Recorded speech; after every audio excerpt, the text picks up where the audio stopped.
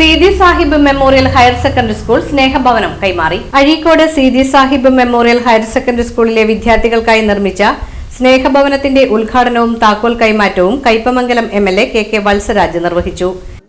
അവരെ കൂട്ടായി ശ്രമിച്ചതിന്റെ ഭാഗമായി മറ്റു പലരും അകവഴിഞ്ഞ് സഹായിച്ചതിന്റെ ഭാഗമായിട്ടാണ് അവരുടെ സഹപാഠിക്ക് അവരുടെ ഒരു സ്വപ്ന ഭവനം യാഥാർത്ഥ്യമാകാൻ വേണ്ടി സാധ്യമായത്.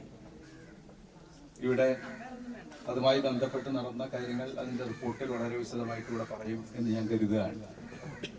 എനിക്ക് വളരെ സന്തോഷം തോന്നിയൊരു കാര്യം, ഞാൻ MLA ആയിട്ട് 3 മാസം ആയിട്ടില്ല. ഈ 3 മാസത്തിനുള്ളിൽ 3ാമത്തെ വീടിന് അതിന്റെ താക്കോൽ കൈമാറുന്ന ചടങ്ങിൽ പങ്കെടുക്കാൻ അവസരം, എല്ലാവരുടെയും കൂട്ടായ പരിശ്രമത്തിന്റെ ഫലമായി ഒരു വീട് നിർമ്മിച്ചു നൽകിയതിന്റെ താക്കോൽ കൈമാറുന്ന ചടങ്ങിൽ പങ്കെടുക്കാനും അവസരം ലഭിക്കുകയുണ്ടായി. ഓരോ മനുഷ്യന്റെയും ഏറ്റവും സ്വപ്നം എന്ന് പറയുന്നത് അവന്റെ ഒരു സ്വന്തമായിട്ടുള്ളൊരു വീട് തന്നെയാണ്.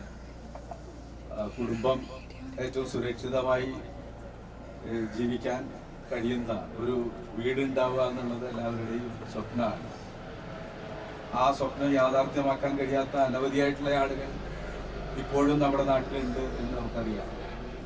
പല പദ്ധതികളും കേരളത്തിൽ PTA പ്രസിഡന്റ് നൌഷാദ് കൈതവളപ്പിൽ അധ്യക്ഷത വഹിച്ചു.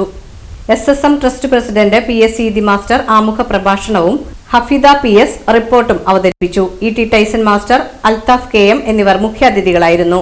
തൃശൂർ ജില്ലാ പഞ്ചായത്ത് അംഗം Noushad Karukappadath, block panchayat member MP Snehalatha, Eriyad ഗ്രാമപഞ്ചായത്ത് member VM Suhail, school manager Abdul Khayyum AA, SSM trust treasurer Rafeef MK, PTA vice president PM Anaf, മാതൃസംഗമം president Jasmin EJ, KU Abdul Wahab, Thanseela UK എന്നിവർ ആശംസകൾ നേർന്ന് സംസാരിച്ചു.